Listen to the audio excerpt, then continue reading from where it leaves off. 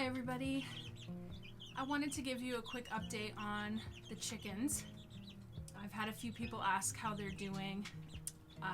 We definitely have an update. So every time I've come to check them, they are interacting with the bigger chickens, and there's no fighting, there's no pecking, there's no aggression.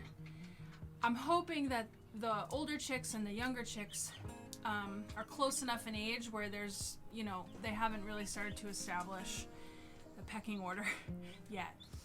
I did notice that one of the baby chicks is just kind of a little more lethargic than the other one. I checked her vent, her butt area. And with baby chicks, you want to make sure that the poop, there's no dried poop. Sometimes it can get clogged if it gets dried and crusty. So that chick did have a little bit of that, and so I just used some warm water and washed her little rear end off and dried her up and put her back in here, and she's underneath the light, and she's eating and drinking. I think she'll be okay. I'll just keep checking on her, but her energy level is definitely lower than the other one, and that's not abnormal. They have different personalities, but I just want to make sure she's not sick. Sometimes they just don't make it. In other news, we've had chickens for, 4 or 5 years, and we've had a few die here and there, but they're very healthy. We haven't had a lot of problems with them. But yesterday, I came out here to check on them, and I noticed that one of our grown chickens, her rear end was just all blood, and I've never dealt with that before. And so I did some quick research, kind of in panic mode, and found that she could be egg bound, which means an egg is just stuck and it can cause real problems. Usually it's deadly.